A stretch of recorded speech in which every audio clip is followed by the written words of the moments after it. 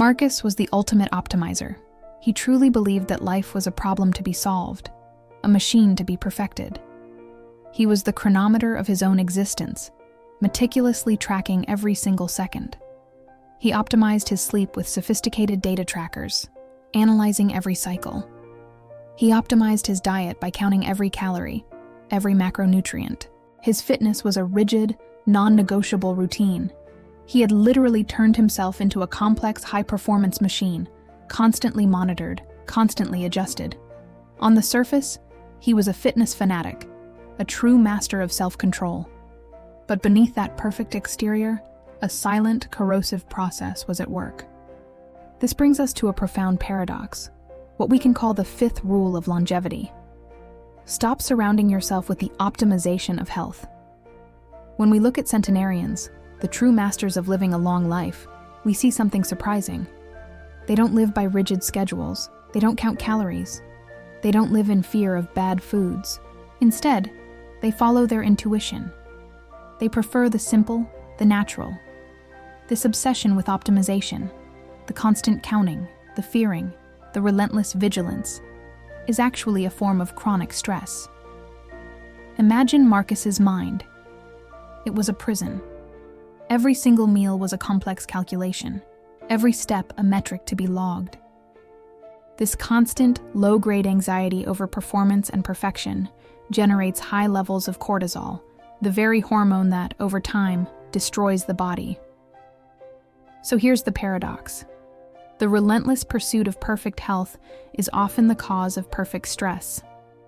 The fitness fanatic, living in constant fear of losing control, can ironically live a shorter life than the person who simply enjoys a walk and a natural meal. This leads us to the seventh rule of longevity.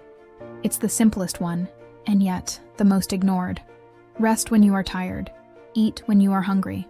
Listen to your body. The modern human is trained to ignore the body's gentle whispers. We are taught to override its signals.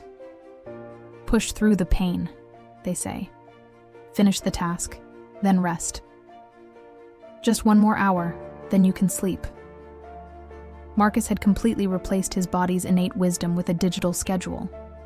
He had trained his body to be a slave to the data, not a partner to his soul. And the body, being resilient, supports this for years, until one day it finally collapses. And when it did, Marcus's collapse wasn't a failure of the machine. It was the machine rejecting its own unbearable complexity. When all the wires fell away, when the trackers were put down, Marcus finally realized the truth. He was never meant to be a complex, high-performance machine. He was meant to be a simple machine, a vessel for life, guided by intuition, not by algorithms. You see, the body is not a spreadsheet to be optimized. It is a garden to be tended with care and attention. This brings us to the sixth rule of longevity, which is all about natural movement, not obligatory exercise. The world's longest-lived people don't typically go to the gym.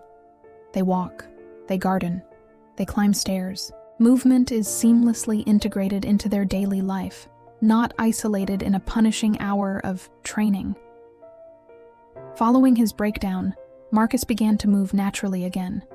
He stopped moving to burn calories and started moving simply to feel alive. He stopped eating to hit his macros and started eating to savor the flavor of his food. Marcus learned that the real secret to a long life is not found in the quantity of the data, but in the quality of the listening. It's about listening to your own body. When you stop trying to control and optimize every single variable, you free up a massive amount of energy that was previously being spent on vigilance and anxiety. That newfound energy is then used for what it's meant for life itself. The longest life is the one lived in harmony with its own natural rhythm. So, the message is this: stop being a complex machine. Be a simple, intuitive human. Stop optimizing your life. The longest, richest life is the one lived simply, naturally, and with full intuition. If this story planted a seed of thought in your mind, subscribe to Soulseed Narratives for more tales that can change your perspective. Share this message with someone who needs to hear it, and let's plant the seeds of wisdom together. Thank you for watching.